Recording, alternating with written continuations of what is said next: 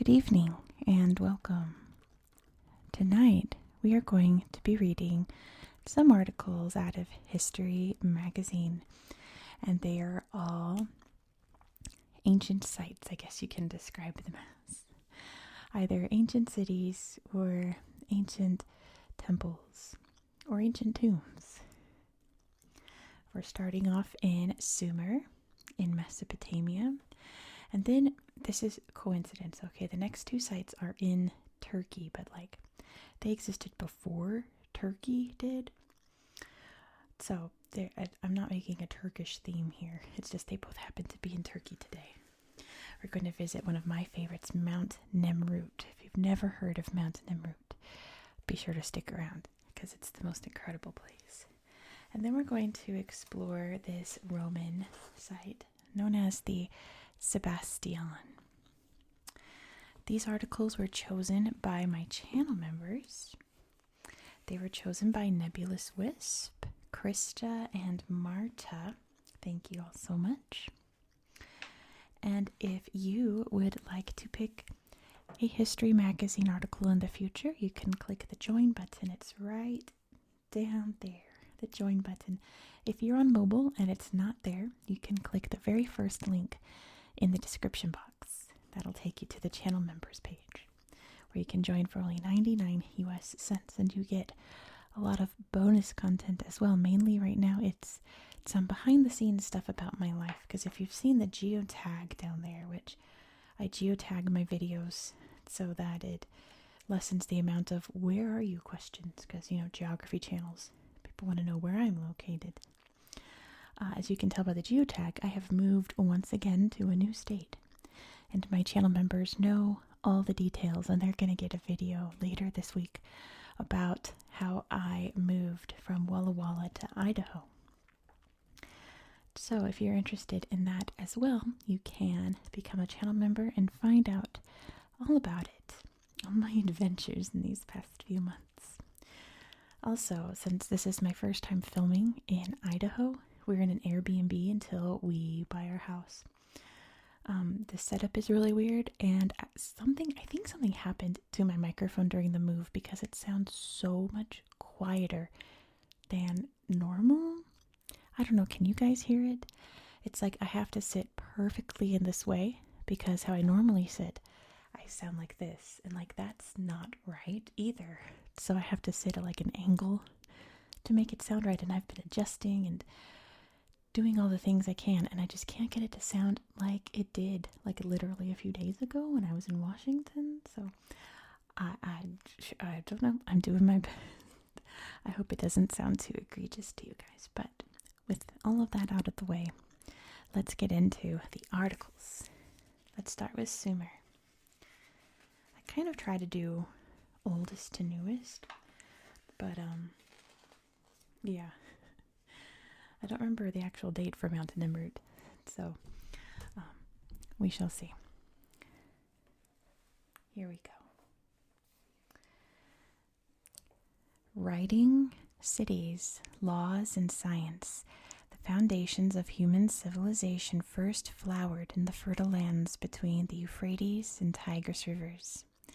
Known today as Sumer, the culture gave birth to not only the first cities, but also innovations in transportation, literature, and monumental architecture.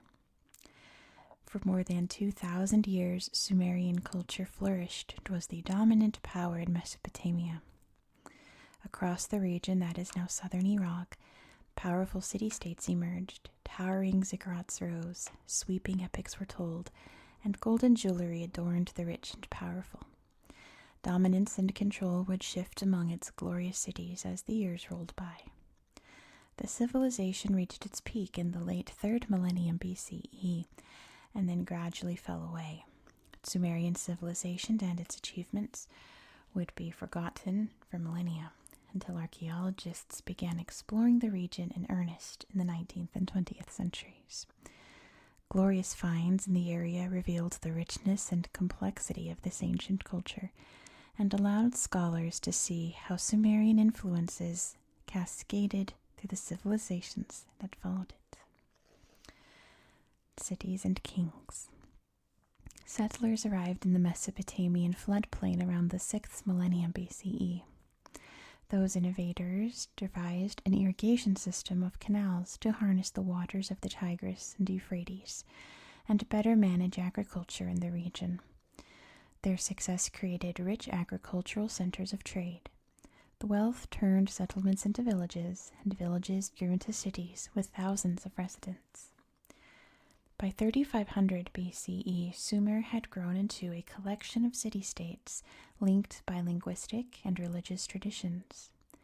Among the most significant were Eridu, Uruk, Ur, Larsa, Isin, Adab, Lagash, Nippur, and Kish. Over time, some of them grew more powerful than others, and, for brief periods, one city-state might rule the others, until it fell from power. The Bible mentions Sumerian cities and rulers.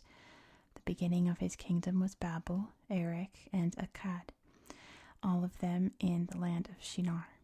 From that land he went into Assyria and built Nineveh, Rehoboth-ir, Kala, and Resen between Nineveh and Kala. That is the great city. These cities were ruled by kings, whose names might have been forgotten were it not for the discovery of the Sumerian king list. Copies of the list have been found on 16 different clay tablets or cylinders found across Mesopotamia.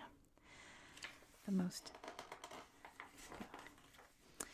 most complete one has the names of prominent cities, their rulers, and how long they ruled. Scholars are quick to point out that the Sumerian king list blends legend and history, with the earliest kings enjoying excessively long reigns, and the more recent having human-sized lengths of time on the throne. The very first city-state to rise to prominence was Uruk, or Erech, in the Bible. According to the Sumerian king list, it was founded by King Enmerkar around 4500 BCE. At its peak, Uruk numbered some 40,000 inhabitants, a huge population that drove significant economic development. The city's wealth was reflected in its monumental architecture. Uruk's ziggurat, dedicated to the Sumerian sky god Anu, was completed by the 4th millennium BCE. Topped with its white temple, its soaring form, resplendent in sunshine, would have soared high many centuries before Egypt's Great Pyramid. Excavations in the 20th century by German archaeologists revealed Uruk's richness, with evidence of large-scale gold, silver, and copper working. Other massive structures are uncovered, including smaller brick temples and a defensive wall. Archaeologists recovered troves of clay tablets as well as works of art. Scholars continued to piece together Sumerian history as other cities were excavated. In Lagash, a sophisticated irrigation and sluice system was found. The most famous discoveries were found by the British Museum's Leonard Woolley and the University of Pennsylvania. They uncovered Ur, a city that peaked in the late 3rd millennium BCE.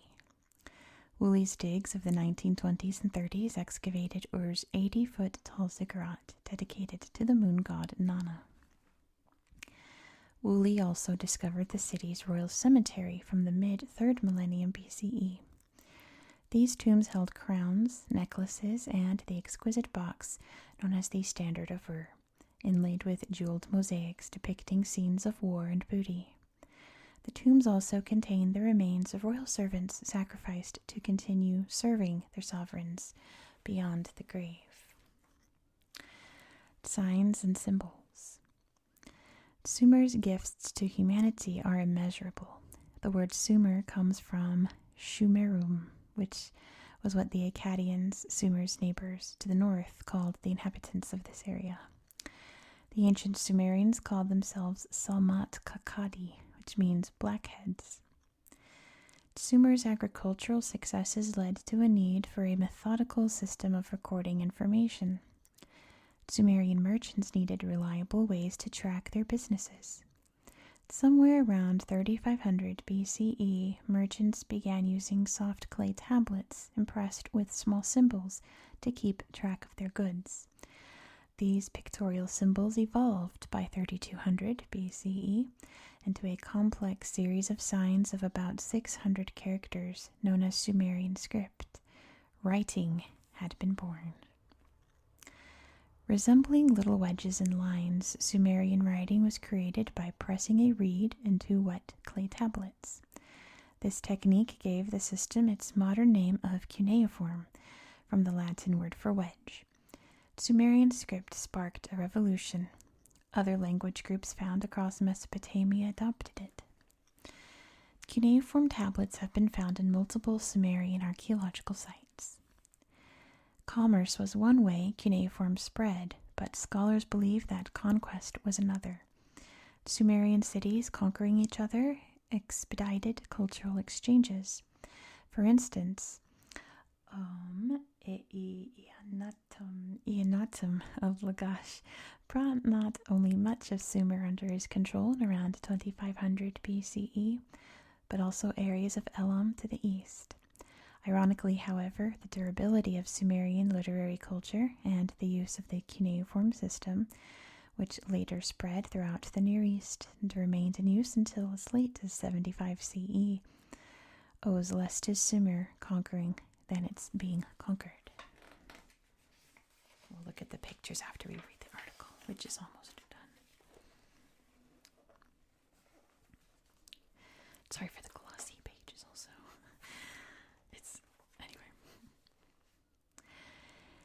In 2330 BCE, Sargon of Akkad, identified by some scholars as Nimrod in the Old Testament, toppled Lugal-za-Gezi of Uruk, Sumer's dominant ruler at the time. Uniting Akkad with Sumer as part of his conquest of Mesopotamia, Sargon forged history's first multitudinal empire. During the Akkadian control of Sumer, Akkadian was the preferred language, but it was written in Sumerian cuneiform. This choice helped preserve Sumerian literary texts. Many of them were preserved in copies from the later Old Babylonian period. Sumerian literature included hymns, magic spells, morality texts, and myths about the gods. Early poems in Sumerian about the king of Uruk, called Gilgamesh, were later woven into an epic tale, a version of which was found in Nineveh in the 19th century. Gilgamesh's quest for immortality has entered the canon of classic literature and has been translated into numerous languages across the world. It is hailed as one of the world's earliest heroic epics. The Sumerians' rich written record also preserved evidence of medical advances, including the first prescriptions in history. These texts include a description of the ailment and a suggested remedy. References to poultices, potions, and dowsing appear in Sumerian texts. Although it has been difficult to identify the ailments with any known conditions, these records suggest that Sumerian pharmacology was advanced. They show knowledge of sophisticated methods for obtaining substances such as powdered alkali, potassium nitrate, and saltpeter for use in their remedies. Law and order. Following the fall of the Akkadian Empire around 2150 BCE, Sumer was overrun by a people from the eastern highlands known as the Gutians. Sumerian kings regained control around the 21st century BCE, in a period historians call the Third Dynasty of Ur. Let me go like this real quick. Here we go. The Third Dynasty of Ur. Its founder, Ur-Nammu, was a great general, reformer, and innovator. He is credited with building the great ziggurat of Ur, but perhaps his greatest achievement was creating the world's first legal code. The reconstructed text, based on fragmentary copies found in the 20th century CE, begins with an account of how Ur-Nammu established justice, reforming the system of weights and measures and ensuring that orphans and widows were not prey to the powerful. Ur-Nammu's code influenced later Mesopotamian legal systems, most notably the Code of Hammurabi, the Babylonian king who reigned 3 centuries later. The revival of Sumerian power under the Third Dynasty of Ur was short-lived. Ur was conquered by the Elamites, who captured its last king around 2004 BCE. The cities destruction was commemorated in the Lament for Ur. Similar Mesopotamian works have been discovered, and scholars liken the Lament for Ur to the Book of Lamentations in the Bible. The goddess Ningal weeps for her city in the lines of the stirring work, which scholars have pieced together from different cuneiform tablets. Dead men, not potsherds, covered the approaches. The walls were gaping, the high gates, the roads were piled with dead. The Elamite sacking of Ur effectively ended Sumerian power, and the Sumerian language would soon be extinct. Sumeria's mighty cities and its world-changing texts lay hidden until their triumphant reemergence nearly 4,000 years later. A lost civilization was found again, one that planted the seeds of human civilization itself. It's not much about an ancient site, right? We don't talk a lot about the actual site, but here are some of the more famous artifacts from Sumer. Of course, here's the Standard of Ur. So this is like a beautiful box, right? You can see the box here. And you can see all of these little people. Some are in war chariots, on this side at least. I think the other side is more about the farming. But you can see a lot in these necklaces here and in this sweet bull that's on a lyre. It's beautiful blue, and that is lapis lazuli, which I've talked about in my videos about Afghanistan because that's where this rock comes from. And they traded all the way, I mean, it's not terribly far, but back then it must have been the other end of the world, right? All the way over to what's now Afghanistan and back to what's now Iraq to get this beautiful stone, to create this beautiful blue color. I love this bull's face, is so sweet. Has these sweet little dopey eyes. Let's look at some of the pictures here. Who is that? It looks like a deer. Carved from a shell to young goat, and this is located in the Louvre currently. Here is a seal showing Ornamu before a goddess before the king Ornamu. Can you see? There we go. I got used to this angle. And you can see this is one of the prescriptions here.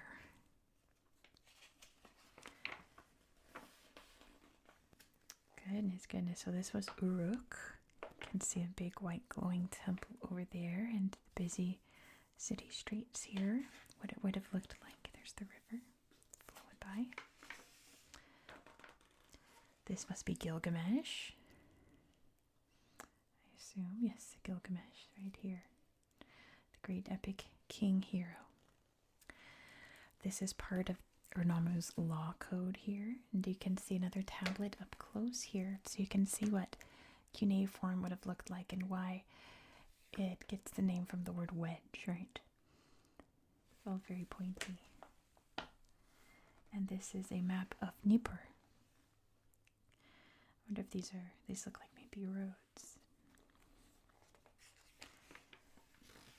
Here's a map of where Sumer was located. You can see the Persian Gulf there, the Tigris and Euphrates rivers, and all of the various cities that made up Sumer. And over here's Babylonia. There's Babylon. Here we go. This is Uruk today. You can see what's left of the city outline here and all that they've uncovered. It's pretty remarkable. And here's another relief, also in the Louvre today. You can see these very characteristic skirts that you see depicted in a lot of art from this time, so you can tell that it's from ancient Mesopotamia or Sumer at this time.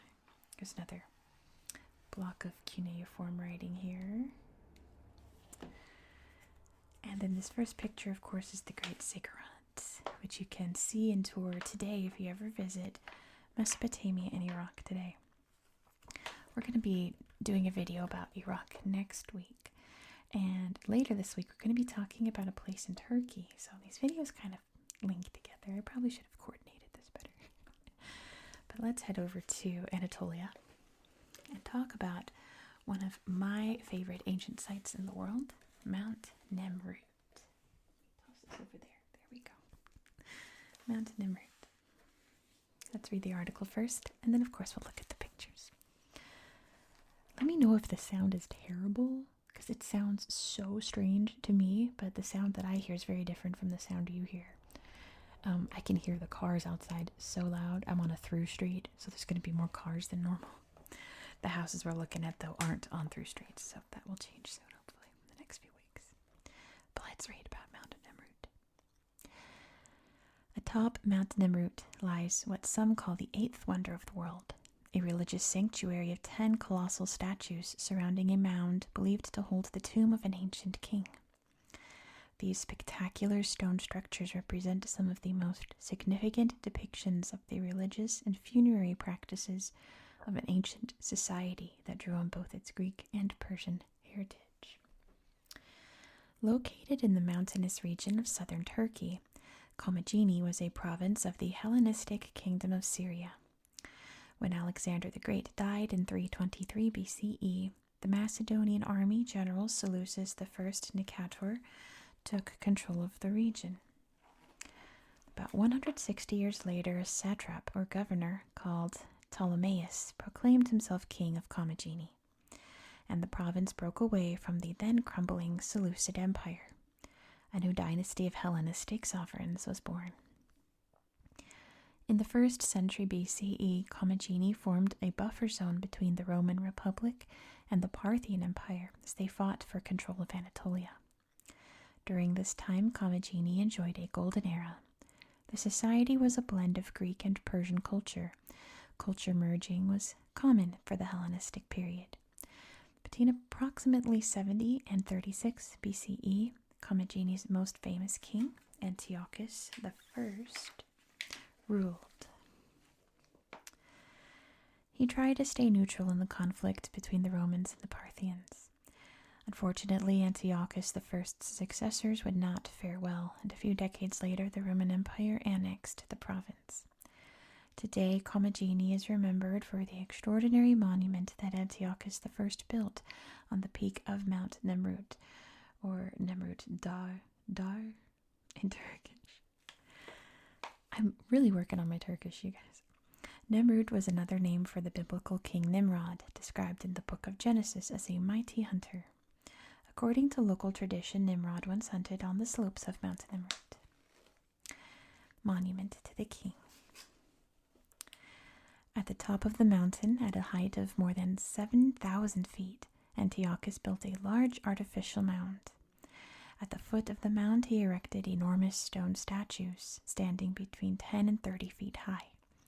The construction of Nemrut Dağ would have been a huge challenge both artistically and logistically.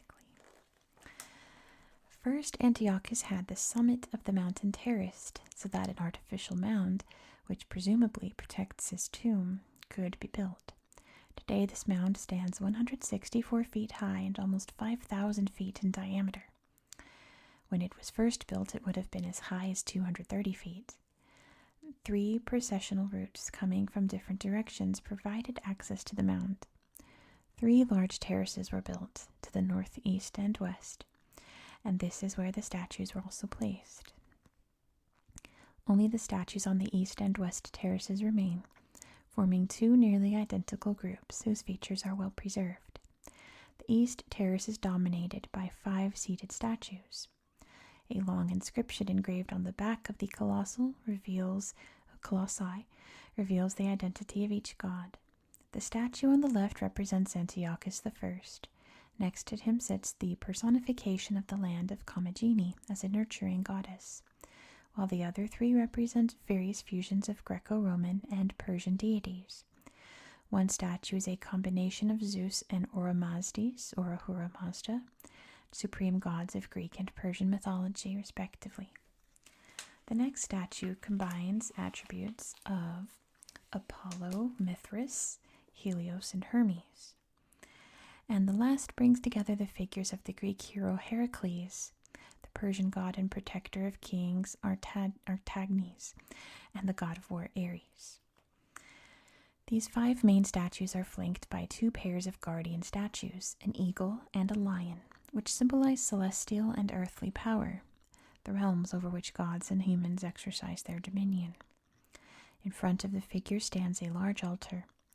On the west terrace, the same figures appear, although they are not as well preserved as those on the east terrace.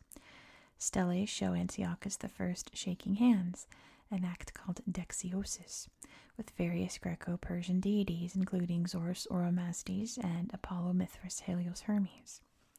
Each object's design and attributes illustrate the merging of cultures, as well as religious and political traditions. Here we go. There. The sculptural groups form a border on three sides of the mound. It's believed the king was buried inside it with his grave goods. The funerary chamber was then covered with thousands of stones to form an artificial peak, which has prevented archaeologists from penetrating the mound and reaching the funerary chamber. The body of Antiochus I is likely in the same place as when he was buried more than 2,000 years ago. Mausoleum and Sanctuary. The monument to Antiochus I is unparalleled in the history of Commagene. Antiochus's father, Mithridates I, was buried in Arsamea, a city at the foot of Mount Nemrut, in a network of tunnels carved into the rock rather than under a mound. There are other royal tumuli in Commagene, in Karakush, Ushkos, and Sisonk, though they have much smaller dimensions.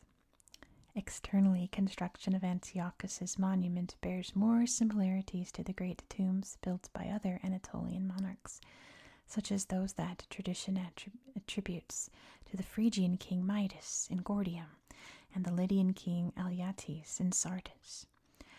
Dating between the 8th and 6th centuries BCE, both mausoleums consist of an immense earthen mound covering a funerary chamber accessed through a long corridor. For his own tomb, Antiochus I used a model with clear Anatolian roots, but he surpassed his predecessors in the lavish sculptural decoration of his tomb, the unbeatable scenery of its mountaintop location, and its visibility. There's no doubt that Nemrut Dagh was built for the greater glory of the king of Commagene. In the long inscription of more than 200 lines engraved on the back of the colossal statues, Antiochus I proclaimed, "I have set up these divine images of Zeus Oromazdes, and of Apollo Mithras Helios Hermes, and of Artagnes Heracles Ares, and also of my all-nourishing homeland." We're going to look at that in a bit. Oops. Wait. Here we go. All-nourishing homeland, Commagene. And from one and the same quarry, throned likewise among the deities who hear our prayers, I have consecrated the feature of my own form. Great inscription. He even called himself Theos Dikaios Epiphanes, meaning just God made manifest. All of this is characteristic of the theocratic monarchies that developed in the East in the Hellenistic era. Nemrut Dagh was more like a sacred shrine than simply a mausoleum. In another part of the inscription quoted above, the monument is called the hierothesion, a word that in ancient Greek designates both funerary and cultic functions. The configuration of the site indicates that religious ceremonies took place there. The three paths leading to the base of the mound would have been the processional routes during the ceremonies, which are also detailed in the inscription. A priest, dressed according to Persian custom, officiated at these rites. First he touched the statues with a golden crown, and then, having received tribute from the people, made offerings of perfume and incense on the altars. Finally, he performed animal sacrifices, and meat was then laid out for a communal banquet. Wine was served, and musicians provided the entertainment. Tests of time. Nemrut Dagh stands at a crossroads where Persia met Greece in the ancient world. Its remote location meant that it was not scrutinized by Greek and Latin authors.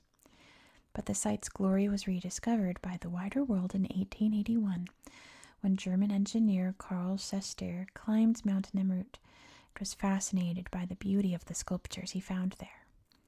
In the millennia following Antiochus I's reign, the site has been damaged by earthquakes and some vandalism, but the statues and the altars remain awe-inspiring. Since the 19th century, Nemrut Dagh has become known as one of the most famous sites of the ancient Near East, being recognized as a UNESCO World Heritage Site in 1987. I love it. This is a place I have to go someday. It's not, oh, I'd love to go there someday. No, I have to go. So here's what it looked like. Back then, you can see the big, like almost like a pyramid, right? The Tumuli there. And the statues that they listed, Antiochus, Commagene, the leader figure, the like second in command, the Apollo Mithras, Helios Hermes, and the hero, flanked by these animals here, guarding, protecting it. There's Antiochus shaking hands there with the gods, and this cool lion, which we're going to look at, and another picture here. And over here's the fire altar, and a shot of what it would have looked like as you're walking up the path heading to these statues. Here's what it looks like today. So you can see that there's the statues there. All their heads have fallen off after various earthquakes. So I think the local people, as well as archaeologists, have just placed their heads in front of each statue so you can see what they look like, as many of the heads still survived. There's the big mound up there. Let's see, this is Xerxes. It says Xerxes the First.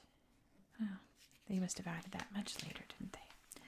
So here's the lion. Remember that lion? That's what he looks like today. And this is how they believed he would have looked, all painted and beautiful. And you can see the stars of Leo here. My constellation. That's my sign. Making up the stars of the Leo constellation. So here's what we think is inside the tomb. This might be my favorite thing about Mount Nemrut, is that we don't actually know what's in here. We assume it's the tomb, granted by the inscription saying that it is his tomb. But we can never know, because in order to know, you have to destroy this to get to the inside. And of course, we're not going to do that. So he is still resting with probably so many treasures and interesting artifacts in there, and we'll just never know. This is the head of the goddess of Commagene. Another shot. You can see that's definitely Zeus, right? With the cool pointy cap in front of what was his body up there. This is, I believe she was an archaeologist, right? Next to the tomb, you can see all the writing there. And a close-up of the writing looking very Greek, huh? Like ancient Greek. This is the longest Greek inscription found in Turkey. Here's a good drone shot of the site today. See, that's where the fire altar would have been, and the statues, and the big mound. And here's a map. You can see Anatolia here, Turkey today. Nemrut Dagh is right there. Commagene is here. And there's a coin here. This is from the time of Antiochus. Looks like there's a scorpion on it. Yeah, and this is just a beautiful picture with all the stars in the background, isn't it? It's so neat. It's an incredible archaeological site. Let's move further up the peninsula. Is Anatolia Peninsula? I guess not. Oh, maybe. Technically, maybe. Further up to Aphrodisias, to the Sebasteion. Imagine passing through a monumental gate, or propylon.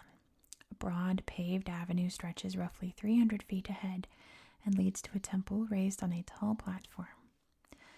On both sides, porticoed buildings stand 40 feet high, with 200 multicolored life-size marble reliefs depicting Roman emperors and empresses alongside epic heroes and powerful deities. The reliefs are framed by columnar architecture, giving the facades the look of an art gallery. Such a view is what residents of classical antiquity might have experienced upon arrival at the Sebasteion, a grand complex that once stood tall in the ancient city of Aphrodisias in southwestern Turkey. Built in the early 1st century CE, the Sebasteion was a place of veneration for the imperial Roman dynasty. One of the most important archaeological sites in Asia Minor, it was declared a UNESCO World Heritage Site in 2017. Much of the ancient city still has to be unearthed. Given the fame of other classical sites in the eastern Mediterranean, it is perhaps surprising that the Sebasteion is not more widely known. To R. Smith, a professor of classical archaeology at the University of Oxford and the director of New York University's Aphrodisias excavation since 1991, the Sebasteion is a monument with much to say and more secrets yet to reveal. According to Smith, it is our largest and best preserved example of an imperial cult complex. Most cities had some kind of installation for emperor worship, but none had one as extravagant as that found at Aphrodisias. Earthquakes. Named in honor of Aphrodite, the Greek goddess of love and beauty, the site of Aphrodisias is located about 125 miles inland from the port of Izmir. After the Englishman William Sherard recorded inscriptions he found in 1705, almost 2 centuries would pass before archaeologists returned to excavate in 1904. After them, an Italian mission resumed work during the interwar period. But these modern scholars were thwarted by the fact that the settlement of Giri had spread over much of the ancient site. Let me do this thing again. It's helpful. Then, in 1956, an earthquake caused part of the village to be evacuated, and in the early 1970s, Turkish authorities decided to demolish almost all the remaining houses. The population was moved to a new village, and researchers gained access to the entire site. Happy accident, I suppose. In 1979, beneath one of the old houses, a sensational discovery would transform historians' knowledge of the relationship between the site and Imperial Rome. A treasure trove of marble columns and capitals, friezes, cornices, and most interesting, dozens of reliefs. The reliefs depict mythological scenes and members of the Julio-Claudian family, Imperial Rome's first dynasty, who ruled from 27 BCE to 68 CE. The find confirmed that Aphrodisias was dedicated to the Roman imperial dynasty. The monument itself was known in the east for the empire east of the empire as the Sebasteion, from the Hellenic word Sebastos, or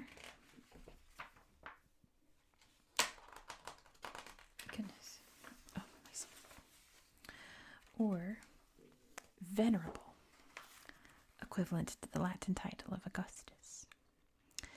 The lion's share of discoveries at the site was made by the Turkish archaeologist Kenan T. Erim under the auspices of New York University until his death in 1990.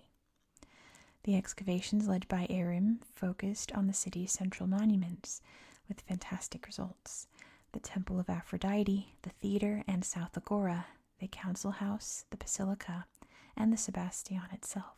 The most important finds from the 1979 excavations were put on display in the Aphrodisias Museum, built on the site that same year.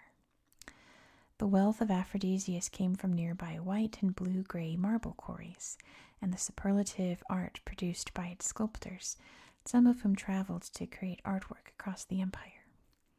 The city owed its status to more than its artistic heritage, however. Aphrodisias had made a point of demonstrating its loyalty to Rome, and no link proved more influential than the city's cult of Aphrodite, which had great significance to Julius Caesar and the Julian family in Rome, who claimed direct descent from the goddess's Roman equivalent, Venus. The Trojan link. According to mythology, Aphrodite seduced the Trojan shepherd Anchises on Mount Ida, from which union Aeneas was born, which we talked about in my last video on Turkey. We talked about Mount Ida. Aeneas fled from the sack of Troy with his father and his young son Iulus. Not sure. From which the Julian family claimed descent. Iulus, I suppose. Julian. Under Caesar's adopted son and heir, the Emperor Augustus, Aphrodisias maintained its favored position, and in 39 BCE, the city was granted autonomy and exemption from taxes paid to Rome, rare privileges that assured its prosperity. The 200 marble reliefs produced for the Sebasteion featured mythological characters, famous scenes from tales such as the Trojan War, and allegories of the Julio-Claudian emperors from Augustus to Claudius and Nero. About 80 of the 203 reliefs from the 2 porticoed buildings have been excavated and restored. Although the buildings are not strictly symmetrical, both have 3 levels adorned with 3 architectural orders of ancient Greek architecture.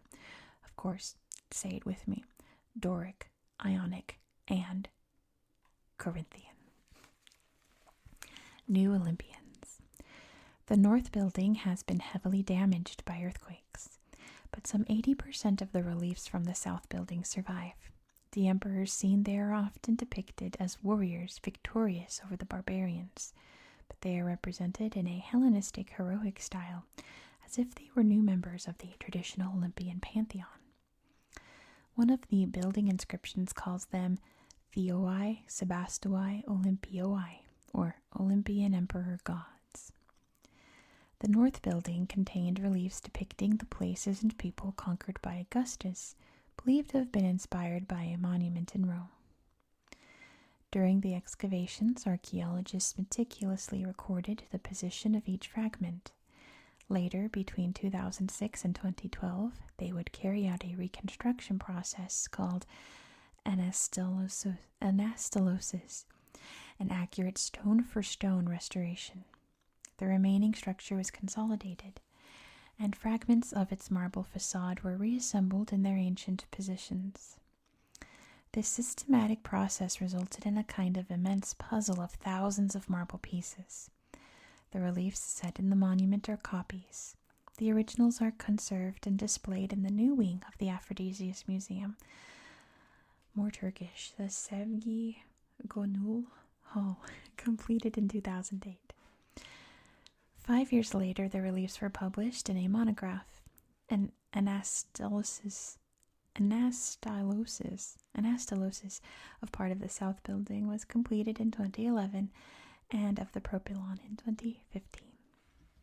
So here's a 3D rendering of what it would have looked like. Just this corner that was dedicated to honoring the emperors as gods. Sebasteion. A map of Aphrodisias here, and that's where the Sebasteion was located. You can see it zoomed in right there. There's Aphrodite down here.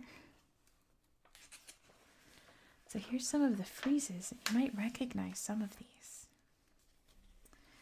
Female personification of Rome is a big one. Definitely seen this before in statue form. I know there's a famous statue of Augustus who's in the same pose. There's Achilles over here, wounded on his ankle. I've sprained my Achilles tendon and I couldn't walk for a month back when I was in high school, so I can't imagine actually like permanently damaging it. I can't imagine the pain. Aeneas and flees Troy with his father. This depiction here. Let's see, that's Emperor Nero. There's Aphrodite on Mount Ida. Royal hero consults Apollo, it says in this one.